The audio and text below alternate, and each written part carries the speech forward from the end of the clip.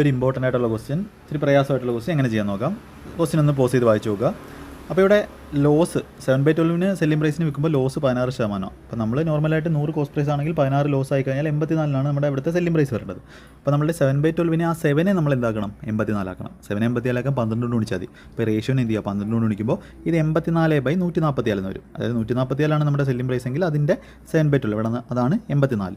ഇപ്പോൾ 84 വിൽക്കുമ്പോൾ നമ്മുടെ കോസ്റ്റ് പ്രൈസ് 100 ഫസ്റ്റ് 84 വിൽക്കുമ്പോൾ 7/12 വിൽക്കുമ്പോൾ എന്താവും, 16% ലോസ് തന്നെയാണ് വരുന്നത്. അപ്പോൾ ഇനിഷ്യൽ സെല്ലിംഗ് പ്രൈസ് 147 കിട്ടി. അപ്പോൾ ഈ ഒരു ഐഡിയ കിട്ടിക്കഴിഞ്ഞാൽ ഈ ക്വസ്റ്റ്യൻ സെക്കൻഡുകൾക്കുള്ളിൽ ചെയ്യാൻ പറ്റും.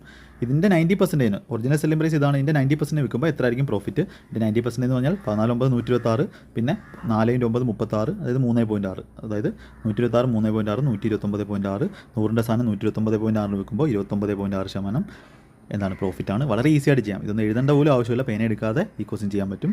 ഇഷ്ടപ്പെട്ടെങ്കിൽ ഷെയർ ചെയ്ത് കൊടുക്കുക. ക്ലാസ്സിലെല്ലാം കാണാം.